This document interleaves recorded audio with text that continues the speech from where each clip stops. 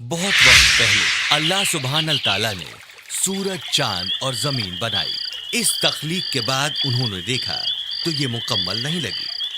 तब उन्होंने फरिश्तों को जमीन से मिट्टी निकालने का हुक्म दिया। फर्मा बरदार फरिश्ते मिट्टी लाए और अल्लाह ने उसे आदमी की शक्ल अता की और उसे नाम दिया आदम अलैहिस्सलाम। लेकिन वो 40 साल हिला ही नहीं, वहीं का वहीं बुत बना रहा। जब इब्लिस ने उसे देखा तो वो कुछ परेशान और डरा हुआ नजर आया। और तब 40 साल के बाद एक दिन अल्लाह सुब्हानल ताला ने आदम अलैहिस्सलाम में रूह फूंक दी। जब रूह उसके सिर में दाखिल हुई तो वो छींक पड़ा और जब रूह आंखों तक पहुंची तो उसे चारों तरफ जायकेदार खाना दिखाई दिया।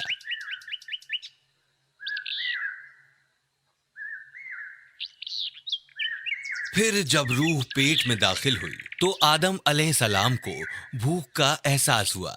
पैगंबर को अपने चारों तरफ रसीले फल नजर आए, लेकिन इसके पहले कि रूह पैरों तक पहुंचती, वो फलों की तरफ लपके और पैर न चलने से आदम अलैहिस्सलाम वहीं नीचे गिर गए। तब अल्लाह ने इज्जत की निशानी के तौर पर सारे फरिश्तों और इब्लिस को आदम अलैहिस्सलाम के सामने सजदा करने का हुक्म दिया। एक के बाद एक सारे फरिश्तों ने सजदा किया सिवाय इब्लिस के।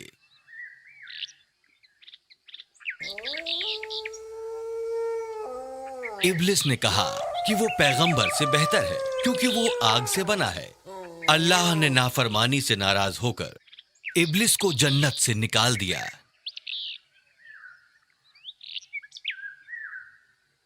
उस दिन से इब्लिस को शैतान कहा जाने लगा और उसे जहन्नुम में फेंक दिया गया।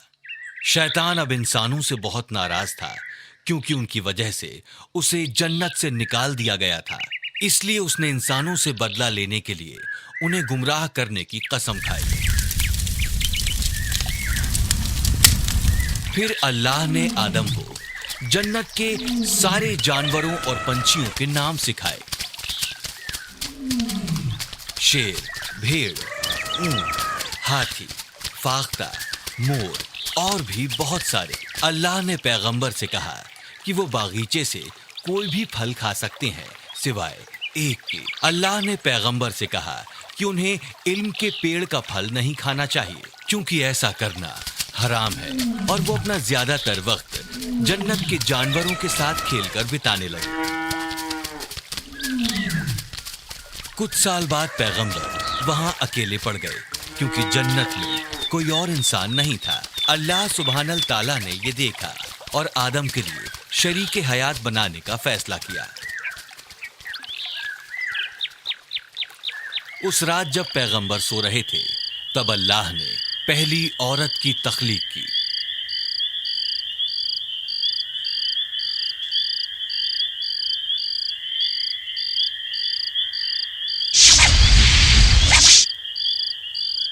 जब पैगंबर जागे वो औरत को देखकर खुश हुए। उन्होंने उसका नाम हव्वा रखा क्योंकि उनकी तख्लीक किसी जानदार चीज से की गई थी। वो दोनों जन्नत में एक लंबे वक्त तक खुशी खुशी रहे। शैतान अब भी इंसानों से नाराज था।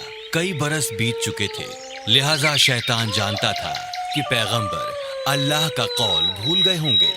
एक दिन उसने एक तरकीब लगाई जिससे पैगंबर और उनकी बीवी को जन्नत से निकाल दिया जाए। शैतान जन्नत में आया और उसने पैगंबर और उनकी बीवी को उस फल को खाने के लिए उकसाया जो हराम था। पैगंबर और उनके शरीके हयात ने अनजाने में ही उस दरख्त के फल को तोड़ा और खाने लगे, पर इसके पहले कि वो फल को पूरा खा पाते कि उनसे बड़ा गुनाह हुआ। अब वो दर्द, उदासी और शर्म से लबरेज हो गए। अल्लाह के मना किए हुए इल्म के फल को खाने के बाद उन्हें एहसास हुआ कि उनके जिस्म पर कोई पैरहन नहीं है। इसलिए उन्होंने अपने आप को ढांकने के लिए पत्तों का इस्तेमाल किया। अब वो वाकई बहुत डरे हुए थे क्योंकि वो जानते थे कि अल्लाह उनकी नाफरमानी के लिए उन्हें सजा देंगे। जब अल्लाह सुब्हानल ताला को इसके बारे में मालूम हुआ तो वो बहुत नाराज हुए اور انہوں نے پیغمبر اور ان کی بیوی کو جنت سے نکال دیا۔ پیغمبر اور ان کی بیوی کو کافی لمبے وقت تک پیدل چلنا پڑا اور آخرکار وہ ایک ندی کے کنارے پر جا کر بس گئے۔ پیغمبر جانتے تھے کہ زمین پر ان کی زندگی بہت مشکلوں سے بھری ہوگی۔ انہیں رہنے کے لیے گھر بنانا پڑا، بھوک مٹانے کے لیے محنت کرنی پڑی۔ اب ان کے پاس جنت کے وہ سارے عیش و آرام نہیں تھے۔ کچھ برس بعد حوا جڑواں بچوں کی ماں بنی، ایک لڑکا اور ایک لڑکی۔ انہوں نے لڑکے کا نام قابل رکھا اور اس کے بعد ان کے گھر میں پھر جڑواں بچوں کی پیدائش ہوئی، پھر ایک لڑکا اور ایک لڑکی۔ اس بار انہوں نے لڑکے کا نام حابل رکھا۔ حابل اور قابل دونوں بڑے ہو گئے۔ قابل کھیتی کرتا، کھیتوں میں کام کرتا اور فصل اگاتا۔ جب حابل بڑا ہوا تو وہ ایک گڑریا بن گیا اور وہ بھیڑوں اور دوسرے جانوروں کی دیکھ بھال کرنے لگا۔ جب حابل اور قابل جوان ہوئے تو پیغمبر نے ان کی شادی کرنے کا فیصلہ کیا۔ اس وقت دنیا میں کوئی اور خواتین موجود نہیں تھی، لہٰذا پیغمبر نے قابل کی شادی حابل کی جڑواں سے اور حابل کی شادی قابل کی جڑواں سے کرنے کا فیصلہ کیا۔ قابل کی جڑواں بہن خوبصورت تھی، جبکہ حابل کی بہن اتنی خوبصورت نہیں تھی، لہٰذا قابل بالکل بھی خوش نہیں تھا اور وہ اپنی ہی بہن سے شادی کرنا چاہتا تھا۔ ان میں بحث ہوئی اور پیغمبر نے اس مدعے کو حل کرنے کے لیے اللہ سبحانہ تعالیٰ کو قربانی دینے کا فیصلہ کیا۔ یہ طے ہوا کہ جس کی قربانی قبول ہوگی اس کی شادی قابل کی بہن سے ہوگی۔ حابل نے اپنے جھنڈ میں سے سب سے اچھے میمنے کو چنا اور اسے قربانی کے لیے اللہ کے سامنے پیش کیا، لیکن قابل بہترین پھلوں اور سبزیوں کو قربانی کے لیے پیش نہیں کرنا چاہتا تھا۔ اس کی جگہ اس نے خراب سبزیوں اور اناج کو چنا۔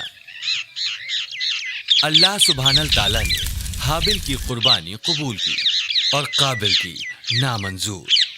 جب انہوں نے اپنی قربانیاں پیش کیں تب پیغمبر وہاں موجود تھے اور یہ طے کیا گیا کہ حابل کی شادی قابل کی بہن سے ہوگی، لیکن قابل بالکل بھی خوش نہیں تھا۔ وہ اتنا ناراض تھا کہ وہ حابل کو قتل کرنا چاہتا تھا۔ ایک دن حابل بہت دیر تک گھر نہیں لوٹا تو پیغمبر نے قابل کو اسے ڈھونڈنے کے لیے بھیجا۔ پیغمبر کی بات سن کر قابل گھر سے نکل گیا اور حابل کو کھیتوں میں ڈھونڈنے لگا۔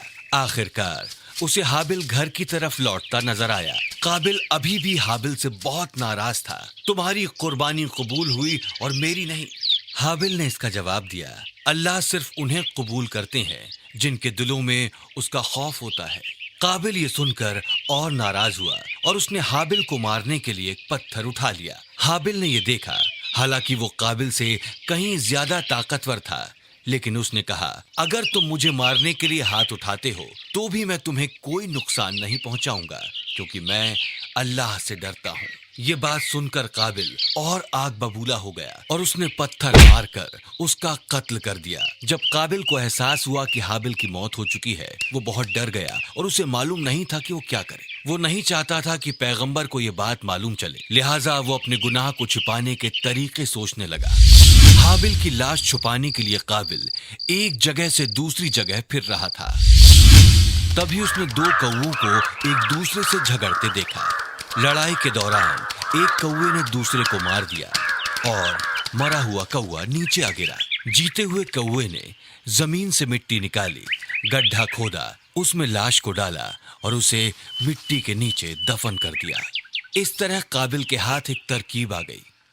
کوے کی ہی طرح اس نے مٹی میں ایک گڈھا کھودا اور اپنے بھائی کی لاش اس میں ڈال دی، اور اس طرح دنیا میں پہلا انسان دفن ہوا۔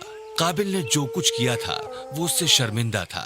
اس کے اوپر شیطان کی جیت ہوئی اور وہ جانتا تھا کہ وہ لمبے وقت تک اپنے گھر نہیں جا سکتا۔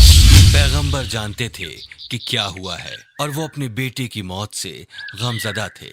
انہوں نے اپنے دونوں بیٹے کھو دیے تھے، ایک کی موت ہو گئی تھی اور دوسرے کو شیطان نے گمراہ کر دیا تھا۔ انہوں نے اپنے باقی بچوں کو شیطان کے بارے میں آگاہ کیا اور اللہ سبحانہ تعالیٰ کی راہ پر چلنے کی نصیحت دی۔ کافی لمبے وقت کے بعد پیغمبر کو اور بھی کئی اولادیں نصیب ہوئیں۔